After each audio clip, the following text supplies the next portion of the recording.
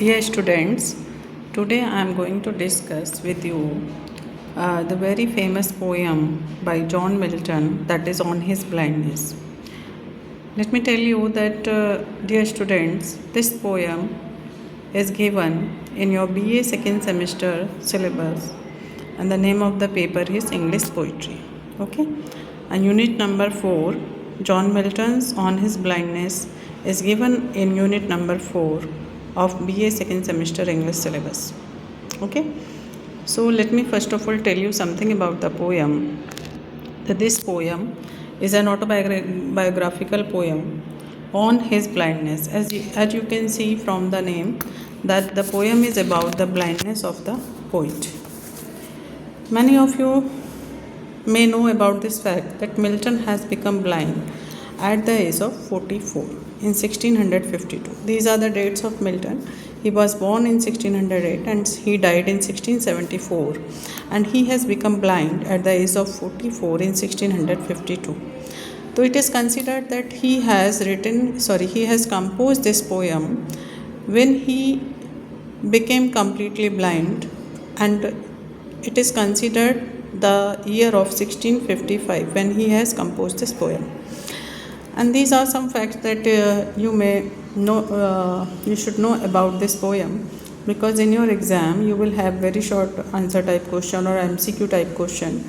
So you can answer them when you have the details about the poet, about the poem.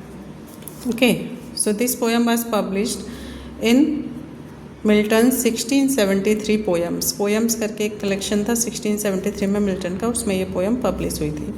Some time and some critics compare Milton with Indian poet महाकवि सूरदास जी जो वर्णन किया है भगवान कृष्ण का, तो ऐसा माना जाता है कि कोई आंखों वाला व्यक्ति भी ऐसा वर्णन नहीं कर सकता है. तो बहुत सारे क्रिटिक्स ने कंपेयर किया है सूरदास जी के साथ, किसको? मिल्टन को. ठीक है, अब यहाँ पे हम देखेंगे आगे पोएम के बारे में. मैं थोड़ा आपको बता दूँ कि इट इज़ अ सोनेट. क्या है ये? सोनेट है. ठीक है, ये पूरी मैंने पोएम लिखी हुई है. सोनेट का मैंने यहाँ पे पूरा स्ट्रक्चर दिया हुआ है, आप देख सकते हैं. ठीक है, तो ये there are basically 2 types of sonnet. तो first of all let me tell you about the sonnet कि सोनेट होता क्या है. Sonnet basically my dear it is a 14 lines of poem. ये आप फर्स्ट यूनिट में पढ़ चुके हैं. सोनेट क्या होता है, ओड क्या होता है, ड्रामेटिक मोनोलॉग क्या होता है, एलेजी क्या होती है. ठीक है, तो सोनेट 14 लाइन्स की एक पोएम होती है. There are 2 types of sonnet mainly, English sonnet and Italian sonnet. English sonnet is also called Shakespearean sonnet and Elizabethan sonnet, and Italian sonnet is also known as Petrarchan sonnet and Miltonic sonnet, because it was named after the poet Petrarch, Italian poet Petrarch. तो इसलिए इसको Petrarchan sonnet कहा जाता है, Miltonic sonnet कहा जाता है, क्योंकि जॉन मिल्टन ने इसको फेमस किया इंग्लैंड में. अब जब ये इंग्लैंड में आया तो विलियम शेक्सपियर ने इसमें कुछ मॉडिफिकेशन किए, चेंज किए, तो इसलिए इसका नाम पड़ा शेक्सपियरियन सोनेट. और क्योंकि William Shakespeare is considered the representative poet of Elizabethan age, तो this sonnet is also known by the name Elizabethan sonnet. ठीक है, यहाँ तक बात समझ में आ गई आप सभी को. और इंग्लिश सोनेट इसलिए कहा जाता है क्योंकि इंग्लैंड में ये पॉपुलर हुआ था. अब आप देखिए डिफरेंस कहाँ है. दोनों में 14 लाइन्स हैं यहाँ पे. ठीक है, दोनों में ही 14 लाइन्स हैं, लेकिन जो डिफरेंस है वो है राइम स्कीम में और स्ट्रक्चर में. ठीक है, जैसे कि ये हम बात करें, अगर सबसे पहले हम बात करेंगे जो मौलिक रूप से आया था इटालियन सोनेट से, ओरिजिनली आया था, ये था हमारा मिल्टोनिक सोनेट या इटालियन सोनेट या पेट्रार्कन सोनेट. इसमें क्वार्ट्रेन होता है 4 लाइन्स का, टर्सेट होता है 3 लाइन्स का. ठीक है, इसका बेस्ट एग्जाम्पल माना जाता है ऑन हिज ब्लाइंडनेस, इसीलिए मैं आज आपको इसके बारे में बता रही हूँ. ठीक है, इसमें क्या होता है बेटा हमारा, इसकी राइम स्कीम क्या है, ABBA CDE. मतलब आप यहाँ पे स्ट्रक्चर देख पा रहे हैं कि ये 2 क्वार्ट्रेन है हमारे. ठीक है, और 2 क्वार्ट्रेन मतलब 4 लाइन के, 4 लाइन के क्वार्ट्रेन है हमारे. और क्योंकि 4 + 4 8 हो जाता है, तो ये हमारा बन गया एक ऑक्टेव. ऑक्टेव होता है 8 लाइन्स का जो स्टेंजा होता है, that is called Octave.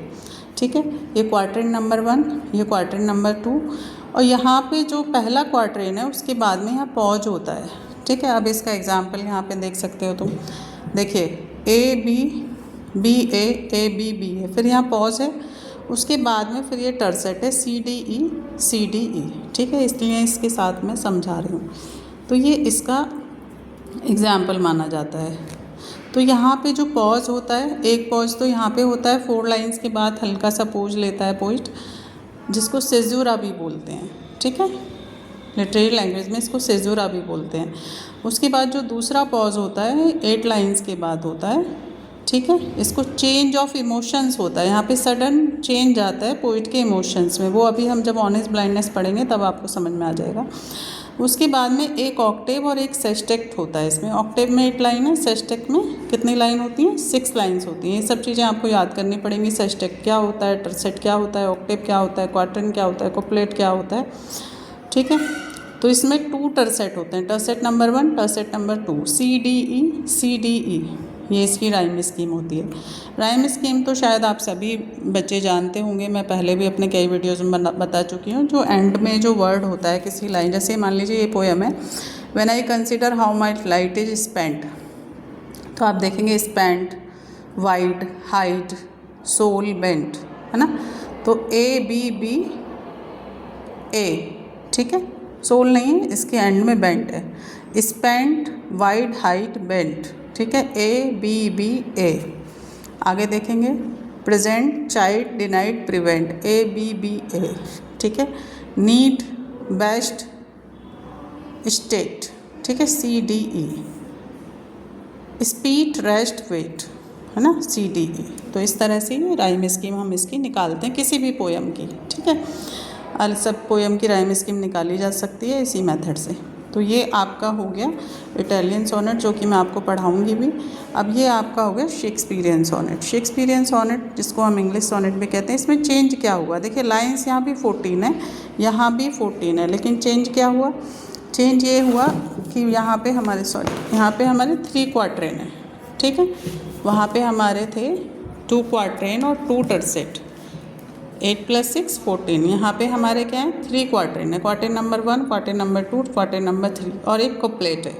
Couplet कहते हैं दोहे को, इसको कहते हैं चौपाई को कहते हैं क्वार्टरेन। ए बी, इसकी राइम स्कीम चेंज हो गई, वहाँ पे क्या था ए बी बी ए, यहाँ पे क्या है A B C D E F G, है ना। क्वार्टर नंबर 1 के बाद में पॉज है, क्वार्टर नंबर 2 के बाद में पॉज है, क्वार्टर नंबर 3 के बाद में पॉज है, ई एफ, और हर क्वार्टरेन की राइम स्कीम अलग अलग है। उसके बाद में कॉपलेट है जिसकी दोनों लाइन की राइम स्कीम सेम है जी, ठीक, 2 लाइन्स, इसमें कॉन्क्लूज़न होता है। इसका बेस्ट एग्जांपल है विलियम शेक्सपियर का टाइम एंड लव और ट्रू लव, वो भी मैं आपको पढ़ाऊँगी नेक्स्ट वीडियो में। पहले आज हम ऑनेस्ट ब्लाइंडनेस पढ़ लेते हैं, ठीक है। आई थिंक ये आपको स्ट्रक्चर समझ में आ गया होगा। आप चाहे तो इसका मैं इस तरह से पूरा दिखा देती हूँ, स्क्रीनशॉट ले सकते हैं अपने फ़ोन में, ठीक है। बाकी मैं PDF भी अपनी क्लासेस में शेयर कर दूँगी जो बच्चे मेरी क्लासेस में जुड़े हुए हैं। उसके बाद हम बेटा समझ लेते हैं पोएम को, जो कि बहुत ही फेमस पोएम है एक हमारी ऑन हिज ब्लाइंडनेस। देखिए पोइट कैसे शुरू कर रहे हैं पोएम को, when I consider how my light is spent, जब कभी मैं ये देखता हूँ, मैं ये सोचता हूँ कि मेरी आँखों की रोशनी कैसे चली गई, आर हाफ माई डेज, कि मैं अपना आधा जीवन भी नहीं जी पाया था, उससे पहले ही मेरी आंखों की रोशनी चली गई, in this dark world and wide. और जब कोई किसी की आंखों की रोशनी चली जाए तो ये संसार उसके लिए क्या हो जाता है, डार्क, अंधेरे से भरा हुआ, विस्तृत, कुछ नहीं दिखाई दे रहा, कुछ नहीं समझ आ रहा। And that one talent which is dead to hide, है ना। और वो एक टैलेंट, यहाँ पे वो शिकायत कर रहे हैं, किससे शिकायत कर रहे हैं, गॉड से, क्योंकि God is our creator, God is our father and God has made us. तो यहाँ पे जिस तरह से सूरदास जी भगवान की वंदना करते थे अपनी ब्लाइंड आँखों से, लेकिन ये कहा जाता है सूरदास जी तो जन्मान थे, ये थोड़ा डिफरेंस है दोनों में, लेकिन ये ब्लाइंड हुए एट द एज ऑफ 44। तो ये प्रेयर है, डिवोशनल है ये, ठीक है, भगवान की भक्ति में लिखी गई है। पहले वो भगवान से शिकायत कर रहे हैं कि दैट वन टैलेंट, जो वो टैलेंट आपने मुझे दिया था, which is dead to hide, वो अब छिपा रहेगा मृत्यु तक, वो काम नहीं आएगा। पोइट्री का टैलेंट, कैसे पोएम लिखूं जब मेरी रोशनी छीन ली। लॉज्ड विद मी यूजलेस, वो मेरे साथ यूजलेस पड़ा रहेगा। दो माई सोल मोर बेंट, है ना, हालांकि मेरी जो आत्मा है वो आपके प्रति झुकी हुई है, झुकाव है। मैं कुछ लिखना चाहता हूँ आपके लिए, लेकिन अब कैसे लिखूँ। देखिए पहले पैराग्राफ में अपनी परेशानी उन्होंने भगवान के सामने रखी है, अपनी प्रॉब्लम भगवान के सामने रखी है। फिर आगे वो क्या कहते हैं, to serve there with my maker. अब देखिए ये एंजेबमेंट होता है, रनिंग ऑन लाइंस, मतलब इसका मीनिंग इसमें नेक्स्ट स्टेंजा में कंटिन्यू हो रहा है, ठीक है, अलग कुछ नहीं है इसमें, इसी का कंटिन्यू हो रहा है। To serve there with my maker, किस लिए, सोल का झुकाव किस लिए है, सोल क्या चाहती है मेरी, कि मैं अपने मेकर मतलब ऑलमाइटी गॉड, जिन्होंने मुझे बनाया है, परमपिता परमात्मा, उनकी सेवा करूं। कैसे सेवा करूं, अपने टैलेंट के माध्यम से। हम सभी अपने अपने टैलेंट के माध्यम से भगवान की सेवा करते हैं। एंड प्रेजेंट करूं, प्रस्तुत करूं माई ट्रू अकाउंट, अपना सच्चा लेखा जोखा।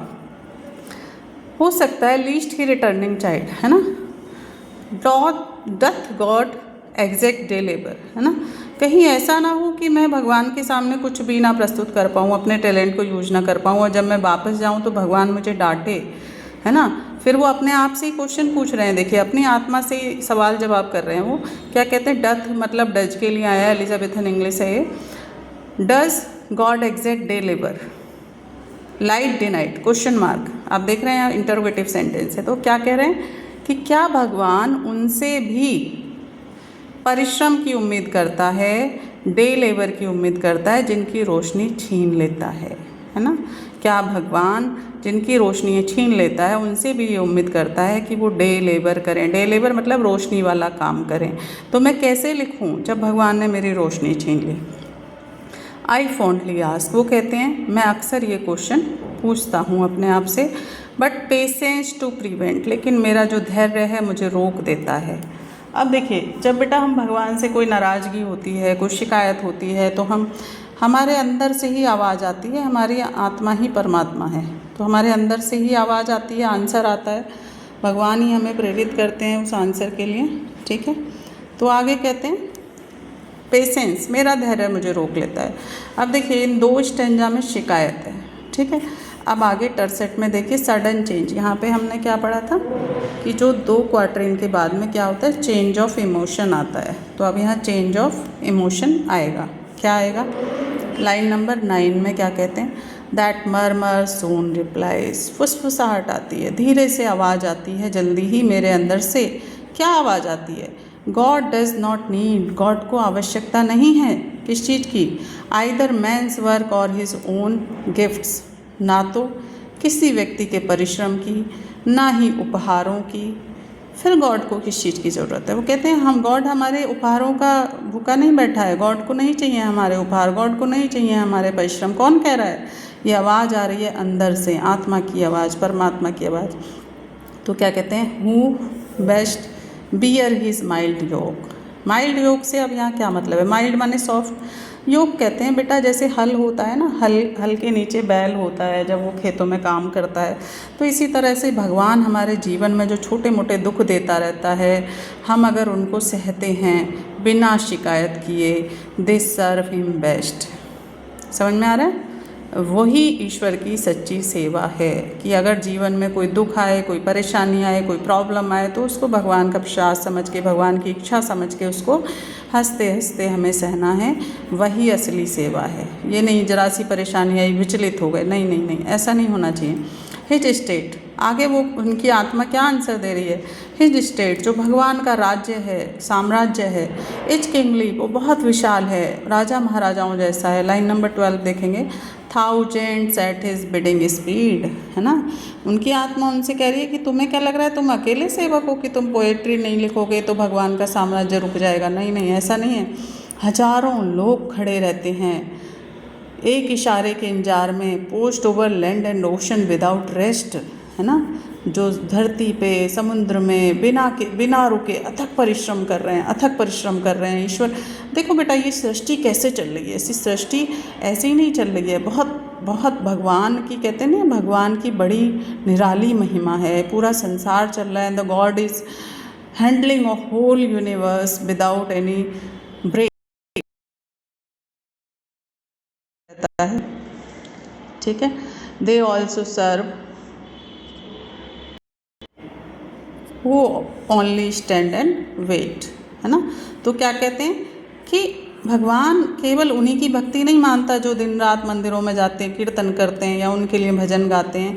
दे ऑल्सो सर्व, भगवान उनकी भी भक्ति मानता है जो केवल स्टैंड करते हैं, खड़े रहते हैं और इंतज़ार करते हैं, वेट करते हैं। परीक्षा लेता है भगवान, तुम्हारा भी नंबर आएगा, तुम्हारी भी सेवा भगवान स्वीकार करेगा, लेकिन उसके लिए तुम्हें वेट करना पड़ेगा। तो जो क्यू में खड़े हैं, जो लाइन में खड़े हैं, वो भी भगवान के सच्चे सेवक कहलाएंगे। तो इस तरह से खुद ही आंसर उनको मिलता है। जो टर्सेट है, हमारा सेस्टेक्ट है 3-3 लाइन का, जिसकी राइम स्कीम CD, ठीक है। तो इसकी भी आप फ़ोटो खींच सकते हैं, मैं इसका दिखा देती हूँ फुल स्क्रीन करके। और इस तरह से आप अगर पूरा लेना चाहें तो पूरी फ़ोटो भी यहाँ पे आ जाएगी, जिसमें सोनेट आ जाएगा, ठीक है। ये मेरे हैंड रिटन नोट्स हैं। और बाकी पोएम्स के लिए आप मेरे चैनल को लाइक करें, सब्सक्राइब करें, शेयर करें सभी के साथ। और ये पोएम केवल BA में लगी हुई नहीं है, ये पोएम बहुत फेमस पोएम है and it is also there in the syllabus of 12th class, BA, MA, everywhere you will find this poem. So all the very best for your exams. I hope that the poem is clear to all of you. Thank you.